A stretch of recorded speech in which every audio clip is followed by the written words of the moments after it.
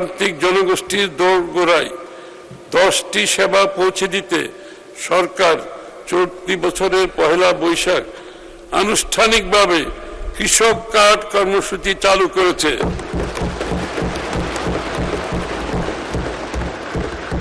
আগামী 26-27 অর্থ বছরে 100 উপজেলায় 42.5 লক্ষ কৃষককে কৃষক কার্ড প্রদান করা হবে এবং দেশের সকল কৃষককে পর্যায়ক্রমে কৃষক কার্ড প্রদান করার পরিকল্পনা রয়েছে।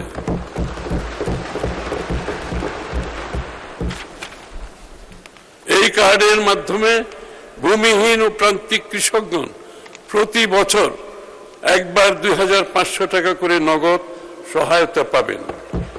আমি 2026-27 অর্থ বছরে প্রাথমিকভাবে কৃষক কার্ড বাবদ 1062.50 লক্ষ টাকা বরাদ্দের প্রস্তাব করছি।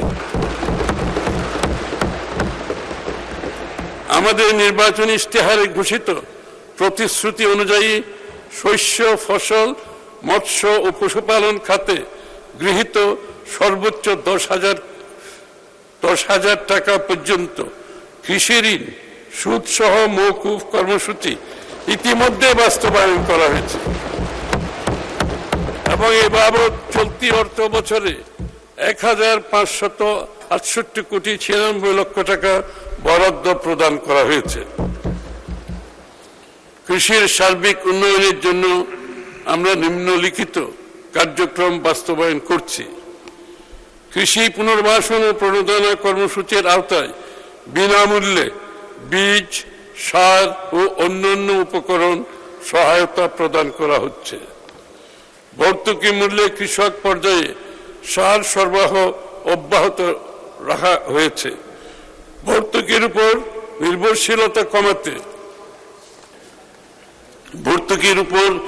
নির্ভরশীলতা কমাতে সাশ্রয়ী উৎপাদন নিশ্চিতে